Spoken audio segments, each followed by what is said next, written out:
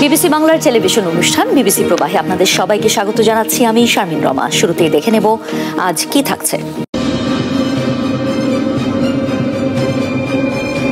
পরমাণু পরীক্ষা না ভূমিকম্প, পাকিস্তানে কম্পন, ভারতে কি শঙ্কার ভয়াল ধ্বনি। 2024 সালের এপ্রিল থেকে অক্টোবর 6 মাসে যেন আগুনে জ্বলে উঠল মধ্যপ্রাচ্য।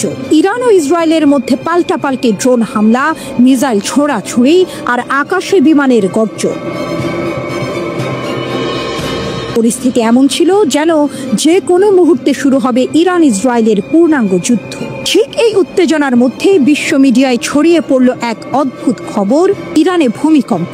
ছোট ছোট এই কম্পনগুলোকে অনেকে বলেছিলেন ভূপ্রাকৃতিক ঘটনা, কিন্তু আবার অনেকের সন্দেহ এগুলো আসলে ভূমিকম্প নয়, বরং ছিল গোপন পারমাণবিক বোমার পরীক্ষা। কারণ এসব ভূমিকম্প হয়েছে গভীর মাটির নিচে একাধিক স্থানে। যদিও ইরান কখনো স্বীকার করেনি, তবু ষড়যন্ত্র তত্ত্ব ঘুরতে থাকে চারদিকে।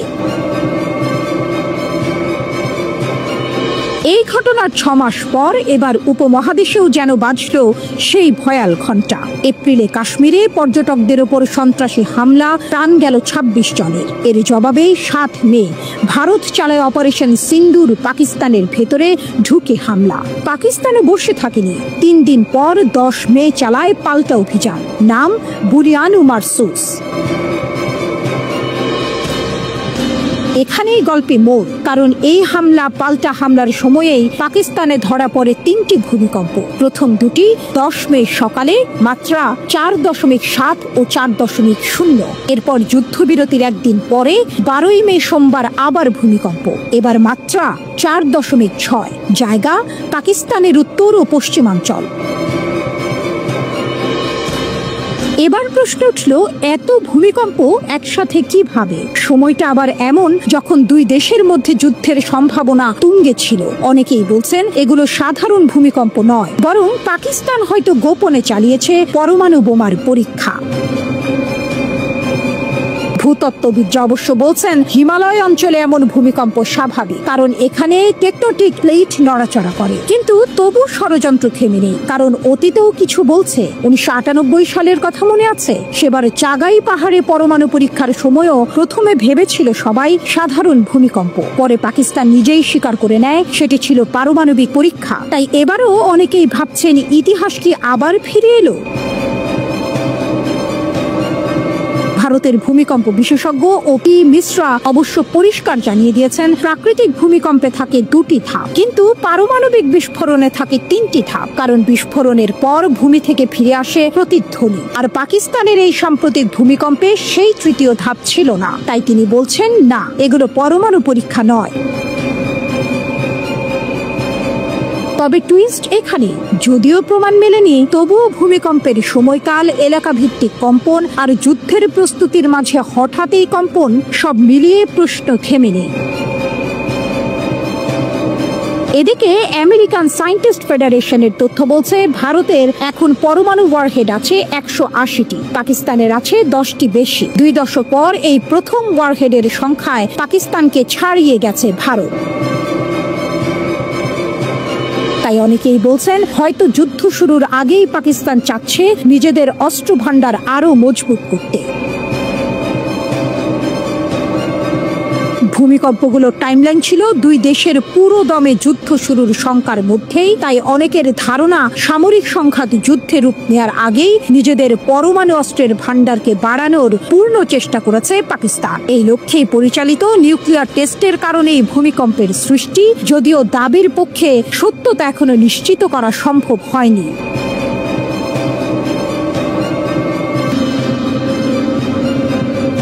আকাশের বুকে নতুন রাজা উঠছে, তার নাম জেটেনসি। এই যুদ্ধ বিমান এখন চীনের অহংকার, কিন্তু সত্যি বলতে 2 দশক আগেও এই অত্যাধুনিক ফাইটার জেট বানানো ছিল চীনের কাছে আকাশ কুসুমের মতো। 90-এর দশকের শুরুতে যখন চীনের বেশিরভাগ মানুষই দারিদ্র্য সীমার নিচে ধুঁকছিল, তখন এমন একটি উড়োজাহাজের স্বপ্ন দেখাটাও ছিল বিলাসিতা। ভাবুন একবার, যেখানে নুন আনতে পান্তা ফুরোয়, সেখানে শত্রুদের চোখ রাঙানি উপেক্ষা করে আকাশে ডানা মেলানোর মতো একটি শক্তি তৈরি করার কথা কতটা অবিশ্বাস্য ছিল। তবে হ্যাঁ, একজন মানুষ ছিলেন যিনি চীনের ভোল পাল্টে দেওয়ার স্বপ্ন দেখেছিলেন। তিনি দেং জিয়াওপিং, আধুনিক চীনের রূপকার হিসেবে পরিচিত। এই মানুষটি জে-10সির স্বপ্ন বোনা শুরু করেছিলেন। সেই বীজ আজ মহীরুহ হয়ে আকাশ শাসন করছে। কিন্তু এই উড়ন্ত দুর্গ তৈরি করার পথটা মোটেও মসৃণ ছিল না।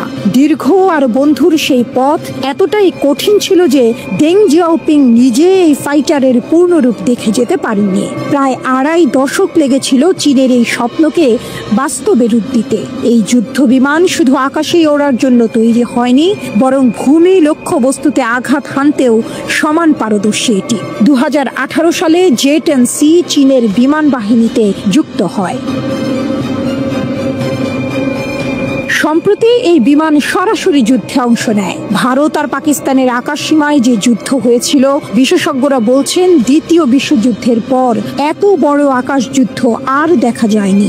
এখানে একটা ছোট্ট কিন্তু খুবই গুরুত্বপূর্ণ মোড় আছে। 1990-এর দশকে সোভিয়েত ইউনিয়নের পতন হয় আর রাশিয়া তখন অর্থনৈতিকভাবে বিপর্যস্ত। এই সুযোগটা নেয় চীন। তারা মস্কোর কাছ থেকে অত্যাধুনিক কিছু সামরিক প্রযুক্তি কিনে নেয়, আর এই প্রযুক্তি জে-10সির সাফল্যের পেছনে একটি বিশাল ভূমিকা রাখে। আজ চীন এতটাই শক্তিশালী যে তারা নিজেরাই এই ধরনের যুদ্ধ বিমান বানাতে সক্ষম। সমরবিদরা তো এমন বলছে যে জে-10সিতে এখন প্রায় 100% চীনা প্রযুক্তি ব্যবহার করা হয়। পুরনো জে-7 যুদ্ধ বিমানগুলোকে সরিয়ে দেওয়ার জন্যই মূলত জে-10সি তৈরি করা হয়েছিল। সেই সময়ে চীন মহাকাশ শিল্পে প্রচুর টাকা ঢেলেছিল। শুধু তাই নয়, অন্য দেশের বিমানের নকশা নকল না করে বরং তাদের কাছ থেকে আসল কৌশলটা শেখার দিকে বেশি মনোযোগ দিয়েছিল বেইজিং। চীনের বাইরে শুধু তাদের বন্ধু রাষ্ট্র পাকিস্তানের কাছেই আছে এই জে-10সি, আর পাকিস্তান দাবি করছে তাদের বিমান সেদিন অন্তত 5টি ভারতীয় যুদ্ধ বিমান ভূপাতিত করেছে। এর মধ্যে 3টি ছিল ফ্রান্সের তৈরি রাফাল। ভাবুন তো একবার, এর আগে বিশ্বের অন্যতম সেরা এই যুদ্ধ বিমান কখনো আকাশ থেকে পড়েনি। যদিও ভারত সরাসরি এই কথা স্বীকার করেনি, তবে মার্কিন যুক্তরাষ্ট্র আর ফ্রান্সের কিছু কর্মকর্তা রাফাল হারানোর কথা নিশ্চিত করেছেন। রাফালকে ধরা হয় বিশ্বের 4.5 প্রজন্মের সবচেয়ে আধুনিক যুদ্ধ বিমান হিসেবে। আর এই প্রথম পশ্চিমাদের পরীক্ষিত একটি যুদ্ধ বিমানের বিরুদ্ধে জে-10সি এমন একটি অভাবনীয়, এটা নিঃসন্দেহে একটা বিশাল মাইলফলক। তবে এখানেই গল্পের শেষ নয়। সামরিক বিশেষজ্ঞরা বলছেন জে-10সি আর রাফালের তুলনা করাটা এখনই একটু তাড়াহুড়ো হয়ে যাবে, কারণ চীনা এই যুদ্ধ বিমানটা ঠিক কতটা শক্তিশালী সে বিষয়ে এখনো খুব বেশি তথ্য জানা যায়নি। হতে পারে ভারত তাদের রাফাল বিমানের ক্ষমতাকে একটু বেশি ভেবেছিল, অথবা চীনের বিমানটিকে আন্ডার এস্টিমেটেড করেছিল। আবার এমনও হতে পারে ভারতীয় পাইলটদের তেমন দক্ষতা ছিল না, কিংবা তাদের যুদ্ধের পরিকল্পনাতেই কোথাও ভুল ছিল। আসল কারণ যাই হোক না কেন, এই ঘটনা কিন্তু বিশ্বকে চোখে আঙুল দিয়ে দেখিয়ে দিল সামরিক শক্তির ভারসাম্যে একটা বড় পরিবর্তন আসছে। আকাশের নতুন রাজা হয়তো সত্যিই তার সিংহাসন পাকা করে ফেলেছে, কিন্তু এই রাজত্ব কতদিন টিকবে সেটাই এখন দেখার বিষয়। কারণ আকাশে আরো অনেক শক্তিশালী প্রতিপক্ষ ওঁঠ পেতে আছে, আর ক্ষমতার লড়াইয়ে শেষ কথা বলতে কেউই পারে না।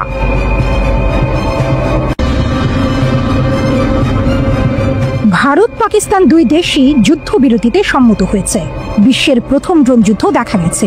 ভারত পাকিস্তানের সংঘাতে শুরু হয় আধুনিক যুদ্ধের ইতিহাসের এক নতুন অধ্যায়। পারমাণবিক অস্ত্রে সজ্জিত প্রতিবেশী দেশ ভারত ও পাকিস্তানের মধ্যে ইতিহাসে প্রথমবারের মতো ড্রোন যুদ্ধ শুরু হয় দক্ষিণ এশিয়ায়। Report BBC. গত বৃহস্পতিবার ভারত অভিযোগ করেছে পাকিস্তান তাদের ভূখণ্ড এবং ভারত শাসিত কাশ্মীরের 3টি সামরিক ঘাঁটিতে একের পর এক ড্রোন ও ক্ষেপণাস্ত্র হামলা চালিয়েছে। তবে এই অভিযোগ ইসলামাবাদ দ্রুত অস্বীকার করে। অন্যদিকে পাকিস্তান দাবি করেছে তারা কয়েক ঘন্টার মধ্যে ভারতের 25টি ড্রোন ভূপাতিত করেছে। এ বিষয়ে দিল্লি প্রকাশ্যে কিছু বলেনি। বিশেষজ্ঞদের মতে এই পাল্টাপাল্টি হামলা দুই দেশের দীর্ঘদিনের দ্বন্দ্বে এক বিপদজনক নতুন অধ্যায়ের সূচনা করেছে। কারণ এবার শুধু গোলাবারুদ নয়, যুদ্ধের জন্য ব্যবহার করা হচ্ছে ড্রোনের মতো মানববিহীন অস্ত্র, যেগুলো সীমান্তে উত্তেজনা আরও বাড়িয়ে তুলতে পারে। যখন যুক্তরাষ্ট্র সহ অন্যান্য বিশ্ব শক্তি দুই দেশকে শান্ত থাকার আহ্বান জানাচ্ছে, তখন দক্ষিণ এশিয়ার এই অঞ্চল দাঁড়িয়ে আছে এক ভয়ঙ্কর উত্তেজনার মুখোমুখি। কারণ ড্রোন নামের নীরব, দুর্নিয়ন্ত্রিত এবং অস্বীকারযোগ্য অস্ত্র এখন ভারত পাকিস্তান সংঘাতে এক নতুন অধ্যায়ের দরজা খুলে দিয়েছে। আমেরিকার নেভাল ওয়ার কলেজের অধ্যাপক জাহারা ম্যাটিসেক বিবিসিকে বলেন, ভারত পাকিস্তান সংঘাত এখন এমন এক যুগে প্রবেশ করছে যেখানে ড্রোনের অদৃশ্য চোখ ও নিখুঁত নিশানা উত্তেজনা বাড়াতে কিংবা কমাতে পারে। এই অঞ্চলে যে দেশ ড্রোন প্রযুক্তি ও কৌশলে এগিয়ে থাকবে, আকাশে সেই দেশে আধিপত্য করবে। কারণ ড্রোন কেবল নজরদারি করে না, হামলাও চালাতে পারে এবং পুরো যুদ্ধের গতিপথ বদলে দিতে পারে। পাকিস্তানের সেনাবাহিনী গত বৃহস্পতিবার জানিয়েছে, তারা করাচি, লাহোর ও রাওয়ালপিন্ডি সহ বিভিন্ন শহরের আকাশে 25টি ভারতীয় ড্রোন গুলি করে ভূপাতিত করেছে। এই ড্রোনগুলো ছিল ইসরায়েলের তৈরি হার্প মডেলের। এসব ড্রোন প্রতিহত করতে প্রযুক্তি ও অস্ত্র ব্যবহৃত হয়েছে। ভারতও পাল্টা দাবি করেছে, তারা পাকিস্তানের একাধিক আকাশ প্রতিরক্ষার রাডার এবং প্রতিরক্ষা ব্যবস্থা অকার্যকর করে দিয়েছে, যার মধ্যে লাহোরের একটি রাডারও রয়েছে। তবে পাকিস্তান এ দাবি অস্বীকার করেছে। আধুনিক যুদ্ধের ক্ষেত্রে এখন ড্রোন, লেজার নিয়ন্ত্রিত ক্ষেপণাস্ত্র, বোমা এবং মানববিহীন আকাশযান UAV গুরুত্বপূর্ণ অস্ত্র হয়ে উঠেছে। কারণ এগুলো সামরিক অভিযানের নির্ভুলতা ও কার্যকারিতা অনেক বাড়িয়ে দিয়েছে। ড্রোনগুলো শত্রুর অবস্থান শনাক্ত করতে পারে এবং কিছু ড্রোন নিজেই লক্ষ্য ঠিক করে সেগুলোতে আঘাত হানতে সক্ষম। অধ্যাপক ম্যাটিসেক বলেন, আজকের যুদ্ধক্ষেত্রে ড্রোন ব্যবহার করা হয় শত্রুর আকাশ প্রতিরক্ষা ব্যবস্থা দুর্বল বা বিভ্রান্ত করতে। ড্রোন শত্রুর আকাশে ঢুকে রাডার সক্রিয় করে তোলে, যাতে সেই রাডারকে বিশেষ ক্ষেপণাস্ত্র দিয়ে ধ্বংস করা যায়। ইউক্রেন রাশিয়া যুদ্ধেও এই কৌশল ব্যবহার করা হচ্ছে। ড্রোন একদিকে লক্ষ্যবস্তু নির্ধারণ করে, আরেকদিকে শত্রুর প্রতিরক্ষা ব্যবস্থা উস্কে দেয়। এতে পাইলটের দরকার পড়ে না এবং ঝুঁকিও কম থাকে। কার কাছে কত শক্তিশালী ড্রোন? বিশেষজ্ঞরা বলছেন, ভারতের ড্রোন বহরের ভিত্তি মূলত ইসরায়েলের তৈরি নজরদারি ড্রোন, যেমন IAI সার্চার ও হিরন। পাশাপাশি ভারতের কাছে আছে হার্পি ও হার্প লোটারিং মিউনিশন নামে ড্রোন, যেগুলো স্বয়ংক্রিয়ভাবে নজরদারি চালাতে ও নির্ভুল হামলা চালাতে সক্ষম। বিশেষ করে হার্প ড্রোন গুরুত্বপূর্ণ লক্ষ্যবস্তুতে অত্যন্ত নির্ভুল আঘাত হানতে সক্ষম। অন্যদিকে হিরন হচ্ছে ভারতের উঁচু থেকে নজরদারির চোখ, যা যুদ্ধ ও শান্তি উভয় সময়ে কার্যকর। সার্চার MK2 হচ্ছে ফ্রন্টলাইন অপারেশনের জন্য তৈরি ড্রোন, যা 18 ঘন্টা টানা উঠতে পারে, 300 কিলোমিটার পর্যন্ত যেতে পারে এবং 7000 মিটার উচ্চতায় উঠতে পারে। তবে অনেকে বলছেন, ভারতের ড্রোন সংখ্যা এখনো সীমিত। যদিও ভারত সম্প্রতি যুক্তরাষ্ট্রের সঙ্গে $400 কোটি চুক্তি করেছে, যার মাধ্যমে তারা 61টি MQ-9B প্রিডেটর ড্রোন কিনছে।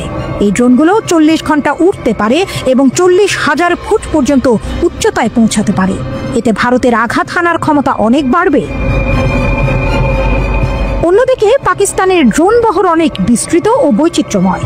লাহোর ভিত্তিক প্রতিরক্ষা বিশ্লেষক ইজাজ হায়দার জানান, পাকিস্তানের কাছে 1000-এরও বেশি ড্রোন রয়েছে, যার মধ্যে চীন, তুরস্ক ও দেশীয়ভাবে তৈরি ড্রোন আছে।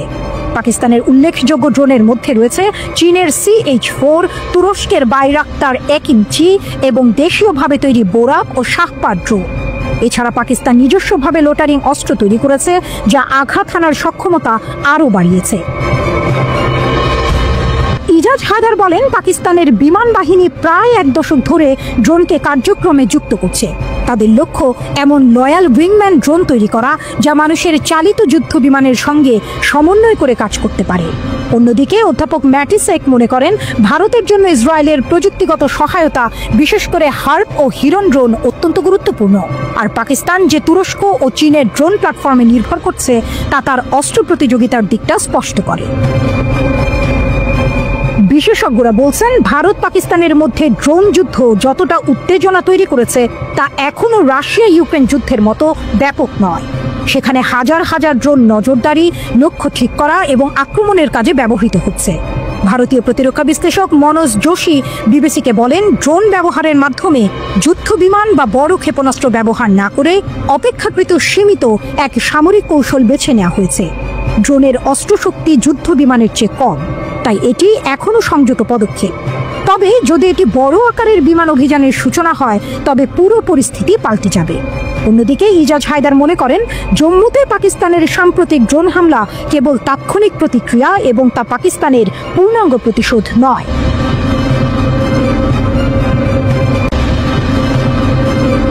যখন বিশ্বের শক্তিশালী যুদ্ধ বিমানগুলোর কথা চলে তখন সবার চোখ থাকে মার্কিন F-16 বা ফ্রান্সের রাফেলের দিকে, কিন্তু পাকিস্তান যখন আকাশে ওড়ায় JF-17 থান্ডার তখন যেন আরেক সিংহের মতো গর্জন করতে থাকে।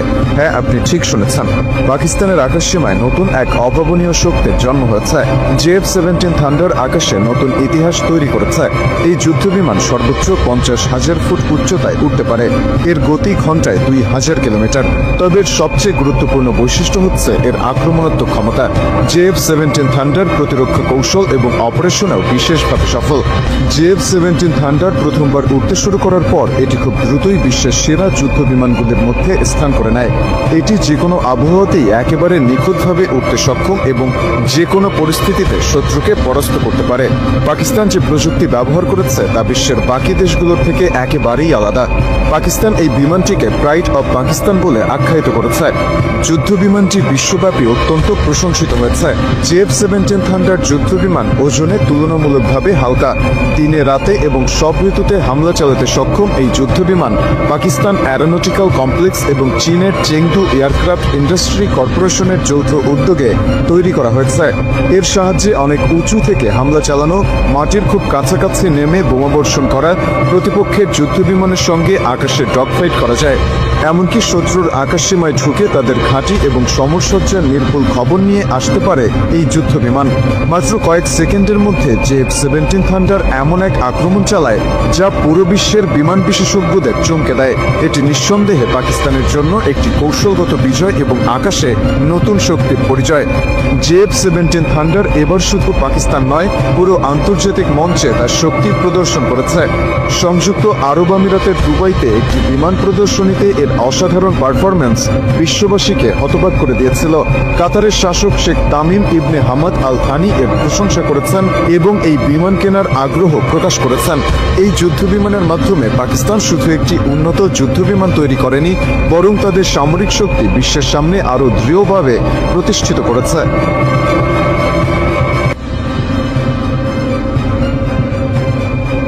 ভারতের বিপরীতে পাকিস্তানের চমকে দেয়া শক্তি প্রদর্শন। বিস্ময়ে অপ্রস্তুত দিল্লি। পাকিস্তান যখন তার আকাশে উড়ালো চীনের তৈরি আধুনিক যুদ্ধ বিমান, ভারতের প্রতিক্রিয়া ছিল বিস্ময় ও অপ্রস্তুত। ব্রিটিশ প্রতিরক্ষা বিশ্লেষক অধ্যাপক মাইকেল ক্লার্ক জানিয়েছেন, পাকিস্তানের এই শক্তি প্রদর্শনকে ভারত বিপদের ইঙ্গিত হিসেবেই দেখছে। ব্রিটিশ সংবাদ মাধ্যম স্কাই নিউজকে দেয়া এক সাক্ষাৎকারে তিনি বলেন, ভারত এমন কিছু প্রত্যাশা করেনি। ক্লার্ক বলেন, পাকিস্তান যে চীনা প্রযুক্তি নির্ভর J-10 যুদ্ধ বিমান এবং HQ-9 ক্ষেপণাস্ত্র ব্যবহার করেছে তা ভারতের নজরে ছিল না। এসব অস্ত্রের কার্যকারিতা দেখে ভারত সাময়িকভাবে হতবাক হয়ে পড়ে। তিনি আরো দাবি করেন, পাকিস্তানের একটি J-10 যুদ্ধ বিমান ভারতের একটি রাফাল যুদ্ধ বিমান ভূপাতিত করেছে বলে ধারণা করা হচ্ছে। পাশাপাশি HQ-9 ক্ষেপণাস্ত্র ব্যবস্থাও বেশ কার্যকর প্রমাণিত হয়েছে। ক্লার্কের মতে, পাকিস্তান চীনা প্রযুক্তির সঙ্গে নিজেদের দক্ষতা মিশিয়ে যে সামরিক প্রস্তুতি দেখিয়েছে তা ভারতের জন্য বিস্ময়ের কারণ হয়েছে। এছাড়া পাকিস্তানের ব্যবহৃত HQ-9 এন্টি এয়ারক্রাফট ক্ষেপণাস্ত্র ব্যবস্থা অত্যন্ত কার্যকর বলেই প্রমাণিত হয়েছে বলে জানান ক্লার্ক।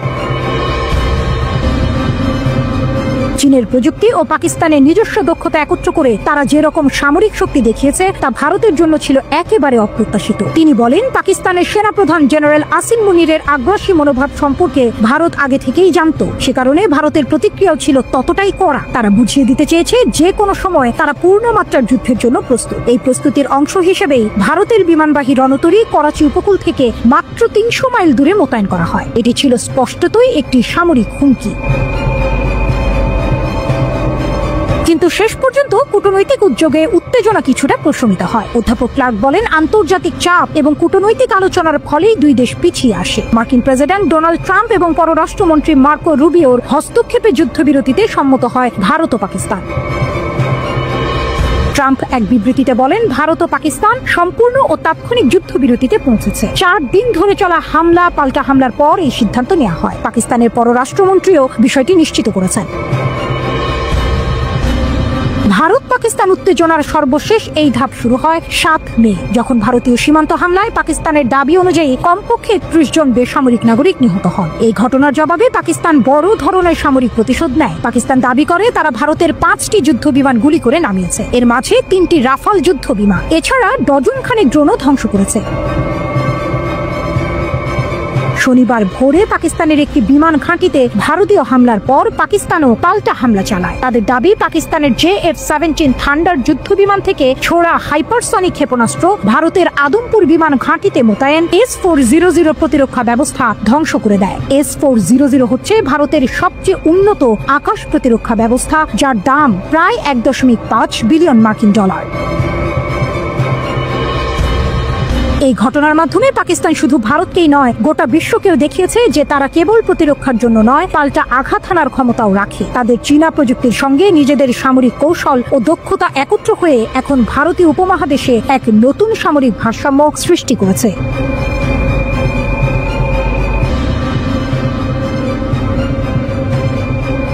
পাকিস্তানিরা দাবি করছে পাকিস্তানের বড় বিজয়, আর ভারতের মুখে শক্ত চপেটাঘাত। গত কয়েকদিন ধরে ভারত ও পাকিস্তানের মধ্যে উত্তেজনা চরমে উঠেছিল। ভারত প্রথমে হামলার অজুহাতে পাকিস্তানের বিরুদ্ধে বিমান হামলা চালায়, কিন্তু পাকিস্তান শক্তিশালী জবাব দিয়ে ভারতকে লজ্জাজনক পরাজয়ের মুখে ফেলে দিয়েছে। পুরো পাকিস্তান আনন্দে উদ্বেলিত, কারণ পাকিস্তান শুধু নিজের সীমানা রক্ষাই করেনি, বরং ভারতকে এমন একটি শিক্ষা দিয়েছে যা তারা কখনো ভুলবে না। ভারতের অপপ্রচার ও পাকিস্তানের জবাব। পাকিস্তানি সংবাদ মাধ্যমের দাবি, ভারতীয় মিডিয়া এবং নেতারা দিনরাত পাকিস্তানের বিরুদ্ধে মিথ্যা প্রচারণা চালিয়েছে। তারা দাবি করেছিল যে তারা জঙ্গি ক্যাম্প ধ্বংস করেছে, কিন্তু বাস্তবে তারা শুধু পাকিস্তানের খালি জঙ্গলে বোমা ফেলেছে। পাকিস্তান বিমান বাহিনী তখন জবাব দেয়, ভারতের 2টি যুদ্ধ বিমান ধ্বংস করে এবং একজন পাইলটকে বন্দী করে। মার্কিন প্রেসিডেন্ট ডোনাল্ড ট্রাম্প যখন ভারত পাকিস্তানের মধ্যে যুদ্ধবিরতির ঘোষণা দিলেন, তখন ভারতীয় মিডিয়ার অবস্থা কেমন হলো? তারা হয়তো হতাশায় চিৎকার করতে লাগলো, এ কি হলো? আমরা তো পাকিস্তানকে শেষ করে দেব বলে কথা দিয়েছিলাম। কিন্তু বাস্তবতা হলো ভারতের পরাজয় স্পষ্ট। 5টি যুদ্ধ বিমান হারিয়েছে। পাকিস্তান ভারতের 5টি যুদ্ধ বিমান ভূপাতিত করেছে, যার মধ্যে একটি MI-17 হেলিকপ্টার নিজেদের ভুলেই ফেলেছে ভারতীয়রা। 2 এয়ার ডিফেন্স সিস্টেম ধ্বংস। পাকিস্তান ভারতের S-400 ডিফেন্স সিস্টেমেও আঘাত করেছে, যা তাদের জন্য বিশাল ক্ষতি। 3 অর্থনৈতিক ক্ষতি। এই সংঘর্ষে ভারতের প্রায় $83 বিলিয়ন ক্ষতি হয়েছে, শেয়ার বাজার ধসে পড়েছে। 4 আন্তর্জাতিক সমর্থন হারানো। আমেরিকা, রাশিয়া, চীন সবাই পাকিস্তানের পক্ষ নিয়েছে, ভারত একা হয়ে গেছে। পাকিস্তানের শক্তিশালী কূটনীতি। পাকিস্তানের প্রধানমন্ত্রী এবং সেনাবাহিনী অত্যন্ত দক্ষতার সাথে এই সংকট মোকাবেলা করেছেন। চীন, তুরস্ক এবং সৌদি আরব পাকিস্তানের পাশে দাঁড়িয়েছে, বিশেষ করে চীন, যারা কাশ্মীর ইস্যুতে জাতিসংঘে পাকিস্তানকে সমর্থন দিয়েছে। ভারতীয় মিডিয়ার লজ্জাজনক ভূমিকা। ভারতীয় মিডিয়া মিথ্যা খবর ছড়িয়ে জনগণকে বিভ্রান্ত করেছে। তারা পাকিস্তানি ভূখণ্ড দখল করার স্বপ্ন দেখিয়েছিল, কিন্তু শেষ পর্যন্ত ভারতই লজ্জায় মুখ লুকিয়েছে। শনিবার রাতে ভারত অভিযোগ করেছে, পাকিস্তানের সঙ্গে যুদ্ধবিরতি ঘোষণা হওয়ার কয়েক ঘন্টার মধ্যেই একাধিক জায়গায় তার লঙ্ঘন করেছে পাকিস্তান। তবে যুদ্ধবিরতি লঙ্ঘনের অভিযোগ অস্বীকার করেছেন পাকিস্তানের তথ্যমন্ত্রী আতাউল্লাহ তারার। জাতির উদ্দেশ্যে দেয়া ভাষণে পাকিস্তানের প্রধানমন্ত্রী শেহবাজ শরীফ ভারতের সঙ্গে যুদ্ধবিরতিকে পাকিস্তানের ঐতিহাসিক বিজয় বলে দাবি করেছেন। আলোচনার মাধ্যমে পানি বন্টন ও কাশ্মীর সহ বিতর্কিত বিষয়ে সমাধানের আশা করেছেন তিনি। যুদ্ধবিরতির ঘোষণা আসার আগ পর্যন্ত ভারত আর পাকিস্তানের সংঘর্ষ চরমে ওঠে শুক্রবার মধ্যরাতের পর থেকে। রাতভর ড্রোন হামলা ও গোলাবর্ষণের মাধ্যমে পাকিস্তান ও ভারতের মধ্যে সংঘর্ষ তীব্র হয়। পাকিস্তান জানায়, ভারত তাদের 3টি বিমান ঘাঁটিতে হামলা চালিয়েছে। এর জবাবে তারাও ভারতে একটি বিমান ঘাঁটি এবং অন্যান্য লক্ষ্যবস্তুতে আঘাত করেছে। ভারতের অপারেশন সিন্দুরের বদলা হিসেবে পাকিস্তান অপারেশন বানিয়ান মারসুস শুরু করার তথ্য জানায়।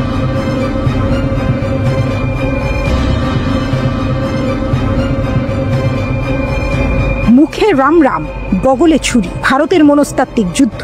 ভারত সরকারের পক্ষ থেকে এখন সেই রকম আচরণই শুরু হয়েছে। একটা মনস্তাত্ত্বিক যুদ্ধ শুরু হয়ে গেছে। গোলাগুলি ও অস্ত্রের যুদ্ধ তো চলবেই, সমান্তরালে চলছে মনস্তাত্ত্বিক লড়াই। ভারত এই মুহূর্তে কি করছে, কি ধরনের চাল চালছে? পাকিস্তানের লাহোর, রাওয়ালপিন্ডি, গুজরানওয়ালা এবং গুজরাটের বিভিন্ন শহরে ড্রোন হামলা হয়েছে। ভারত প্রথমে এই হামলাগুলির দায় স্বীকার করেনি। যখন এই হামলাগুলো হচ্ছিল তখনও তারা নীরব ছিল। যখন পাকিস্তান ভারতের প্রায় 25টিরও বেশি ড্রোন ভূপাতিত করলো, তখন ভারতের চ্যানেলগুলো বলতে শুরু করলো যে হ্যাঁ, এটা আমরাই করেছি, এই স্ট্রাইক আমরাই করেছি, আমরাই গিয়ে মেরেছি। কিন্তু কেন তারা আগে স্বীকার করেনি? যখন সবকিছু ঘটছিল তখন কেন নীরব ছিল এবং পরে কেন স্বীকার করলো? এর কারণ হলো তারা একটি প্রেস কনফারেন্স করতে চেয়েছিল এবং সেই প্রেস কনফারেন্সটি ছিল বেশ আগ্রহোদ্দীপক।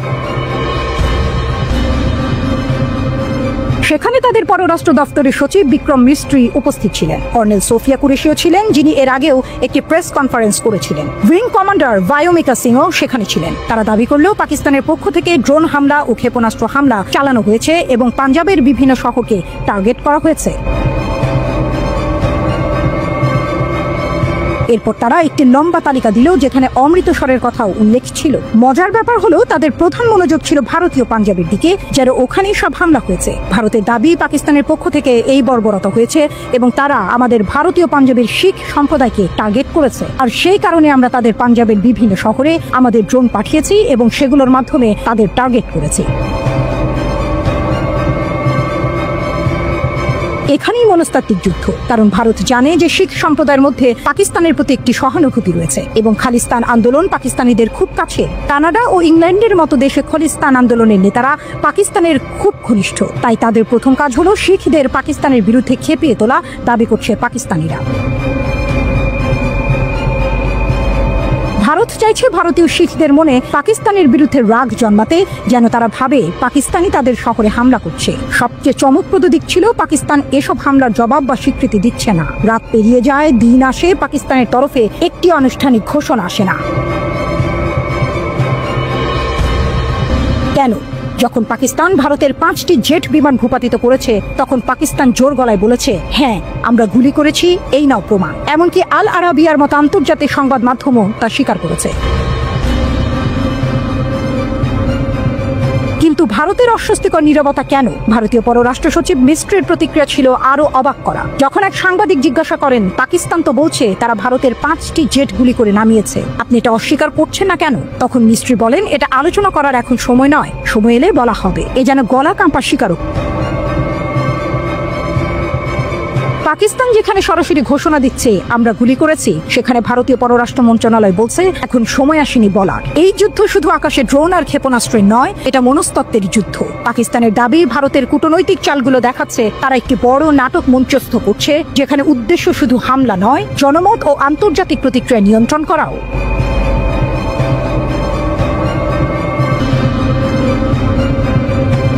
2025 সালের 7 মে বুধবারের প্রথম প্রহরে পাকিস্তানের বিরুদ্ধে বড় ধরনের সামরিক অভিযান চালায় ভারত।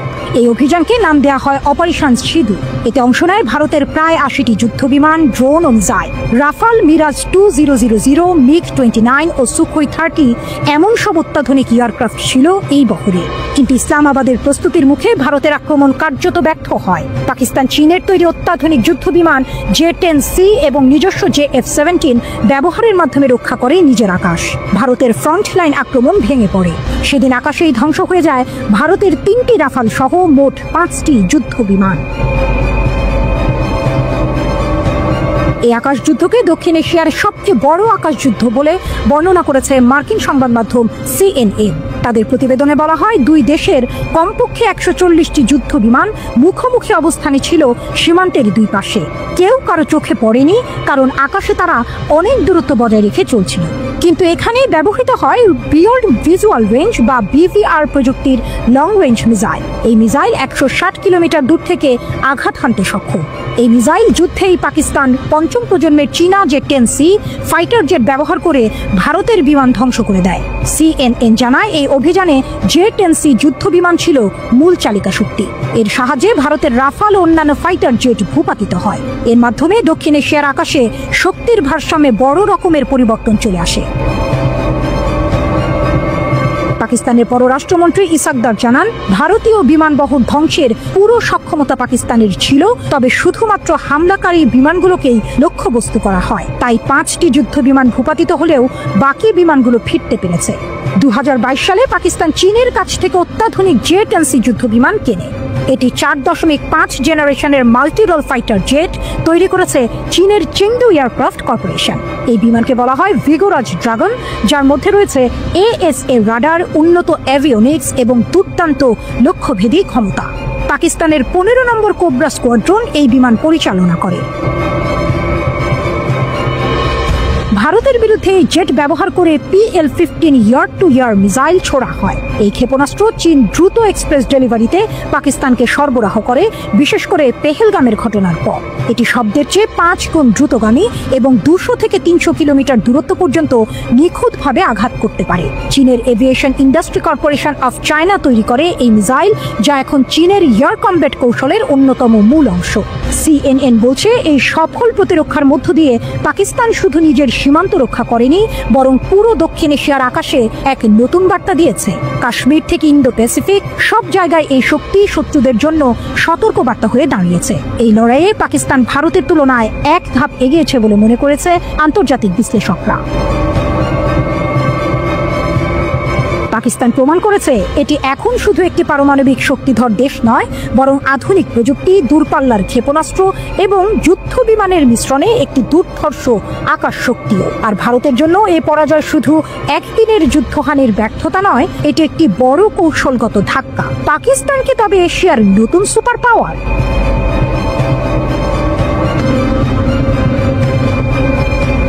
CNN এর একজন রিপোর্টার নিক রবার্টসন রিপোর্ট করছিলেন। নিক রবার্টসন পাকিস্তান ভারত যুদ্ধবিরতির বিস্তারিত তথ্য শেয়ার করেছেন। এটা ভারতের জন্য খুবই বিব্রতকর। নিক রবার্টসন টিভিতে ইন্টারভিউ দেওয়ার সময় বলেছেন যে বেশ কয়েকদিন ধরে সারা বিশ্ব ভারত ও পাকিস্তানের মধ্যে যুদ্ধবিরতির চেষ্টা করছিল, কিন্তু সফল হয়নি। এরপর ভারত পাকিস্তানের এয়ারবেজে হামলা করে। ভারতীয় হামলার পর পাকিস্তান ভারতের ওপর অবিরাম ক্ষেপণাস্ত্র বর্ষণ করে এবং পাকিস্তানি ক্ষেপণাস্ত্র হামলার পর ভারত আলোচনার টেবিলে বসতে বাধ্য হয় এবং পাকিস্তানের ক্ষেপণাস্ত্র হামলায় ভারতকে পিছু হটতে বাধ্য করে। আমেরিকার পররাষ্ট্র দপ্তর সৌদি আরব ও তুর্কি কর্মকর্তাদের সাথে যোগাযোগ করে। সৌদি ও তুর্কি কর্মকর্তাদের সাথে যোগাযোগের পর কূটনৈতিকভাবে বিষয়টি সমাধান হয় এবং যুদ্ধবিরতি সম্ভব হয়। ভারতে যুদ্ধবিরতি চেয়েছিল। ভারত কখনোই আশা করেনি যে পাকিস্তান এত নির্মমভাবে পেছন থেকে জবাব দেবে এবং তারা হতবাক হয়ে যায়। ভারতের দীর্ঘকাল ধরে লালিত আকাশ আধিপত্যের স্বপ্ন, যা অনন্য স্পেকট্রা ইউগ্লো ব্যবস্থা এবং কয়েক দশকের ফরাসি প্রকৌশল দ্বারা সমর্থিত, অবশেষে ভূপাতিত হয়েছে। ভারতের জন্য এক অস্বস্তিকর ও বিব্রতকর পরিস্থিতি তৈরি হয়েছে, যা এখন শুধু দক্ষিণ এশিয়ার নয়, বরং বিশ্ব রাজনীতির আলোচ্য বিষয়। পশ্চিমা বিশ্লেষকেরা হতবাক। ভারত যে কৌশলগত ভুল করেছে তার পরিণতি এখনই দেখা যাচ্ছে। একদিকে ফ্রান্সের সঙ্গে ভারতের প্রতিরক্ষা চুক্তিগুলোর ভবিষ্যৎ এখন অনিশ্চিত হয়ে গেছে, অন্যদিকে চীন সবকিছু চুপচাপ দেখে যাচ্ছে, কিন্তু সেই নীরবতা ভেতরে ভেতরে বিদ্রুপে ভরা। যেন চীন বলছে, বলেছিলাম তো। এমনকি আন্তর্জাতিক গণমাধ্যম ব্লুমবার্গও বলেছে এটি আসলে চীন ও পাকিস্তানের একটি সমন্বিত যৌথ যুদ্ধের সরাসরি উদাহরণ। মোদী সরকার এতদিন ধরে যে কৌশল অনুসরণ করেছে তার মূল ধারণা ছিল আধিপত্য টাকার বিনিময়ে কেনা যায়, কিন্তু বাস্তবতা দেখিয়েছে আধিপত্য তৈরি করতে হয় মাঠে, আকাশে, সমুদ্রে, প্রযুক্তিতে এবং মননে। কেবল রাফাল কিনে আধিপত্য পাওয়া যায় না। এখন দেখা যাচ্ছে সেই রাফাল নির্মাতা ফ্রান্সের দাসল্ট এভিয়েশনের শেয়ার মূল্য স্থবির হয়ে পড়েছে। পক্ষান্তরে চীনের প্রতিরক্ষা শিল্পের শেয়ার, বিশেষ করে AVIC এবং চেংদু এয়ারক্রাফট কোম্পানির মূল্য এখন আকাশ ছোঁয়া। আধিপত্য মানে শুধু বড় মুখে কথা বলা নয়। আধিপত্য মানে বাস্তব শক্তি, বাস্তব নিয়ন্ত্রণ, তথ্য প্রযুক্তির আধিপত্য। আধিপত্য মানে সিস্টেমে শ্রেষ্ঠত্ব, মানে command, control, communication, computer, intelligence, surveillance আর রেকনেসান্সের নিরবিচ্ছিন্ন আধিপত্য। এইখানেই ভারত পিছিয়ে গেছে। পাকিস্তান ভারতকে কেবল যুদ্ধক্ষেত্রে হারায়নি, পাকিস্তান ভারতের পুরো নেটওয়ার্ককে পেছনে ফেলে দিয়েছে। এটা শুধু আকাশে যুদ্ধের গল্প নয়, এটা একটি মেসেজ। ভারতকে বলা হচ্ছে আকাশটা পাল্টে গেছে। এই যুদ্ধের কোনো ঘোষণা নেই, নেই সীমানা, নেই শব্দ। এটা এক নতুন ধরনের আধিপত্য, যেটা অদৃশ্য, নিঃশব্দ, কিন্তু ভয়ঙ্কর। এটাই এখন দক্ষিণ এশিয়ার নতুন বাস্তবতা। মোদির আধিপত্যকে না যায় মতবাদ ইতিহাসের পাতা হয়ে যাচ্ছে। ভারত হয়তো অর্থ খরচ করে যুদ্ধ বিমান কিনতে পেরেছে, কিন্তু যুদ্ধক্ষেত্রে আধিপত্য তা তো কিনে পাওয়া যায় না, লড়াই করে অর্জন করতে হয়। চীনের হেলমেটের নিচে এখন হাসি, পাকিস্তানের মাটিতে এখন আত্মবিশ্বাস, আর ভারতের আকাশে কেবল এক প্রশ্ন, আমরা কি আসলেই প্রস্তুত ছিলাম? এর আগে 3 বার ভারত পাকিস্তান যুদ্ধ হয়েছে, যার সব শেষটি ছিল 1971 সালে। তাছাড়া সীমিত পরিসরে একটি যুদ্ধ হয় 1999 সালে কার্গিলে, যেবার প্রথমবারের মতো পারমাণবিক যুদ্ধের আশঙ্কা প্রকাশ্যে আসে। সামরিক যুদ্ধের বিচারে কে এগিয়ে? গ্লোবাল ফায়ার পাওয়ারের 2025 সালের তালিকা অনুযায়ী বিশ্বের 4র্থ শক্তিশালী সামরিক শক্তি হতে চলেছে ভারত। তাদের উপরে রয়েছে কেবল যুক্তরাষ্ট্র, রাশিয়া ও চীন। অন্যদিকে 145টি দেশের মধ্যে পাকিস্তানের অবস্থান 12তম। তবে শুধু র্যাঙ্কিং দিয়ে আসল চিত্র বোঝা মুশকিল। আসুন খতিয়ে দেখা যাক সামরিক সক্ষমতার খুঁটিনাটি। কার সৈন্য বেশি? Swedish think tank Stockholm international piece research ইনস্টিটিউটের 2024 সালের প্রতিবেদন বলছে ভারত প্রতিরক্ষা খাতে পাকিস্তানের চেয়ে 9 গুণ বেশি খরচ করেছে। 2025 সালে ভারতের প্রতিরক্ষা বাজেট প্রায় $86 বিলিয়ন, যেখানে পাকিস্তান 2024-25 অর্থ বছরে বরাদ্দ করেছে মাত্র $10 বিলিয়ন, কিছু বেশি। সেনা সংখ্যা নিরীক্ষেও ভারত এগিয়ে। তাদের সক্রিয় সেনা সংখ্যা 14.5 লাখের বেশি, যেখানে পাকিস্তানের 6.5 লাখের কিছু বেশি।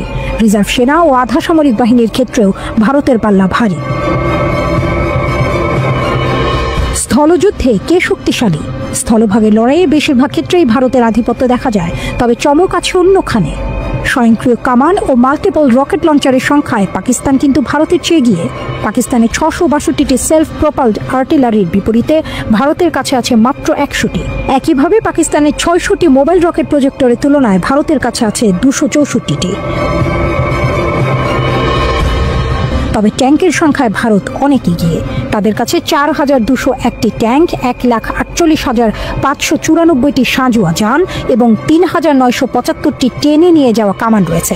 পাকিস্তানের কাছে ট্যাঙ্ক আছে 2627টি, সাঁজোয়া যান 17516টি এবং টেনে নিয়ে যাওয়া কামান 2629টি। নৌবহরে কার দাপট? নৌবাহিনীর রণতরীর ক্ষেত্রেও ভারত স্পষ্টতই এগিয়ে। মাইন ওয়ারফেয়ার বাদে প্রায় সব ক্ষেত্রে পাকিস্তানের চেয়ে শক্তিশালী ভারতীয় নৌবাহিনী। তাদের 293টি যুদ্ধ জাহাজের মধ্যে রয়েছে 2টি বিমানবাহী রণতরী, 13টি ডেস্ট্রয়ার, 14টি ফ্রিগেট, 18টি সাবমেরিন, 18টি করভেট ও 135টি টহল জাহাজ। অন্যদিকে পাকিস্তানের 121টি যুদ্ধ জাহাজের বহরে কোনো বিমানবাহী রণতরী বা ডেস্ট্রয়ার নেই। তাদের আছে 9টি ফ্রিগেট, 8টি সাবমেরিন, 9টি করভেট এবং 69টি টহল জাহাজ। আকাশে কার গর্জন বেশি? আকাশপথেও ভারতের শক্তি অনেক বেশি। ভারতীয় বিমান বাহিনীর অধীনে রয়েছে 31টি স্কোয়াড্রন, যেখানে প্রতিটি স্কোয়াড্রনে 17 থেকে 18টি যুদ্ধ বিমান থাকে। পাকিস্তানের আছে মাত্র 11টি স্কোয়াড্রন। গ্লোবাল ফায়ার পাওয়ারের তথ্য অনুযায়ী ভারতের মোট 2229টি বিমানের বিপরীতে পাকিস্তানের আছে 1399টি। ভারতের 643টি যুদ্ধ বিমানের মধ্যে 130টি বোমারু বিমান, যেখানে পাকিস্তানের 418টি যুদ্ধ বিমানের মধ্যে 90টি বোমারু বিমান। পাকিস্তানের সবচেয়ে কার্যকর যুদ্ধাস্ত্র হল যুক্তরাষ্ট্রের তৈরি F-16 এবং চীনের সহায়তায় তৈরি JF-17 থান্ডার। তবে গত কয়েক বছরে ভারতের বিমান বহরে যুক্ত হয়েছে ফ্রান্সের অত্যাধুনিক রাফাল যুদ্ধ বিমান, যা পারমাণবিক অস্ত্র বহনে সক্ষম এবং আকাশ থেকে আকাশে 150 কিলোমিটার ও আকাশ থেকে ভূমিতে 300 কিলোমিটার দূরের লক্ষ্যবস্তুতে আঘাত হানতে পারে। এছাড়াও ভারতের কাছে রয়েছে মিরাজ 2000 এর আধুনিক সংস্করণ সহ আরও অনেক শক্তিশালী যুদ্ধ বিমান। আকাশপথে ভারতের সক্রিয় বিমান ঘাঁটির সংখ্যা 311, যেখানে পাকিস্তানের 116টি। পরমাণু অস্ত্র সমানে সমানে টক্কর। পারমাণবিক অস্ত্রের ক্ষেত্রে সুইডিশ থিঙ্ক ট্যাঙ্ক সিপ্রির 2024 সালের প্রতিবেদন বলছে 2টি দেশ প্রায় একই অবস্থানে রয়েছে। ভারতের কাছে আনুমানিক 172টি এবং পাকিস্তানের কাছে 170টি পারমাণবিক ওয়ারহেড মজুদ আছে। তবে এর মধ্যে কতগুলো ব্যবহারযোগ্য অবস্থায় আছে তা নিশ্চিতভাবে জানা যায় না। সিপ্রির মতে পাকিস্তান মূলত ভারতের সঙ্গে পাল্লা দিয়েই পারমাণবিক অস্ত্র তৈরি করছে, যেখানে ভারত মনোযোগ দিয়েছে দূরপাল্লার অস্ত্রের দিকে, যা চীনকেও লক্ষ্যবস্তু করতে সক্ষম। উল্লেখ্য, ভারত ও পাকিস্তানের প্রতিবেশী চীনও পারমাণবিক শক্তিধর দেশ এবং 2024 সালে তাদের ওয়ারহেডের সংখ্যা উল্লেখযোগ্যভাবে বাড়িয়েছে। ক্ষেপণাস্ত্রের দৌড়, ক্ষেপণাস্ত্রের পাল্লা ও সক্ষমতার বিচারেও হাড্ডাহাড্ডি লড়াই। পাকিস্তানি ক্ষেপণাস্ত্র কর্মসূচিতে রয়েছে ক্রুজ, ট্যাকটিক্যাল ও স্বল্প মধ্যম পাল্লার ব্যালিস্টিক ক্ষেপণাস্ত্র। বাবর ও শাহিন 1 এর মতো স্বল্প পাল্লার ক্ষেপণাস্ত্রের পাল্লা 700 থেকে 1000 কিলোমিটার। মধ্যম পাল্লার গৌরী ও শাহিন 2-3 এর পাল্লা 2500 থেকে 2750 কিলোমিটার পর্যন্ত। পাকিস্তানের আবাবিল ক্ষেপণাস্ত্রটি একাধিক ওয়ারহেড বহনে এবং শত্রুর প্রতিরক্ষা ভেদ করতে সক্ষম, যা দক্ষিণ এশিয়ার প্রথম মাল্টিপল ওয়ারহেড বহনে সক্ষম ক্ষেপণাস্ত্র বলে মনে করেন বিশেষজ্ঞরা। অন্যদিকে ভারতের রয়েছে পৃথ্বী সিরিজ, যার পাল্লার 250 থেকে 600 কিলোমিটার এবং অগ্নি সিরিজ, যার পাল্লা 1200 থেকে 8000 কিলোমিটার। অগ্নি 5 একটি আন্তঃমহাদেশীয় ক্ষেপণাস্ত্র, যার পাল্লা 7 থেকে 8000 কিলোমিটার। এছাড়াও ভারতের কাছে রয়েছে নির্ভয়া ও ব্রহ্মোস এর মতো উন্নত ক্রুজ ক্ষেপণাস্ত্র। ব্রহ্মোস পারমাণবিক অস্ত্র বহনেও সক্ষম। 2024 সালে ভারত সফলভাবে একটি হাইপারসনিক ক্ষেপণাস্ত্রের পরীক্ষাও চালিয়েছে, যার পাল্লা 1500 কিলোমিটারের বেশি এবং যা আকাশ, স্থল ও জলপথ থেকে আঘাত হানতে সক্ষম। ড্রোন যুদ্ধ, আধুনিক যুদ্ধের অন্যতম গুরুত্বপূর্ণ হাতিয়ার ড্রোন। ভারত ও পাকিস্তান উভয় দেশেই তাদের অস্ত্রাগারে ড্রোনের সংখ্যা বাড়াচ্ছে। বিদেশ থেকে উন্নত ড্রোন কেনার পাশাপাশি দেশীয় প্রযুক্তিতেও ড্রোন তৈরি করছে তারা। এই ড্রোনগুলো নজরদারি, গুপ্তচরবৃত্তি এবং নির্দিষ্ট লক্ষ্যবস্তুতে হামলার জন্য ব্যবহৃত হয়। প্রতিরক্ষা বিশ্লেষক রাহুল বেদি মনে করেন, আগামী কয়েক বছরে ভারতের কাছে প্রায় 5000 ড্রোন থাকবে। পাকিস্তানের ড্রোন সংখ্যা কম হলেও তাদের মধ্যে বৈচিত্র্য রয়েছে এবং প্রায় 10 থেকে 11 ধরনের আলাদা মডেল তাদের কাছে মজুদ আছে। ভারত সম্প্রতি যুক্তরাষ্ট্রের সঙ্গে $3.5 বিলিয়ন বিশাল ড্রোন চুক্তি করেছে, যার মধ্যে রয়েছে 31টি অত্যাধুনিক প্রেডেটর ড্রোন। পাকিস্তানের নিজস্ব তৈরি ড্রোনের মধ্যে শাহপার, বুরাক ও উকাপ উল্লেখযোগ্য। তারা তুরস্ক ও চীন থেকেও ড্রোন আমদানি করে। সবাইকে শুভকামনা জানিয়ে আমি শারমিন রমা এখানেই বিদায় নিচ্ছি। ভালো থাকবেন।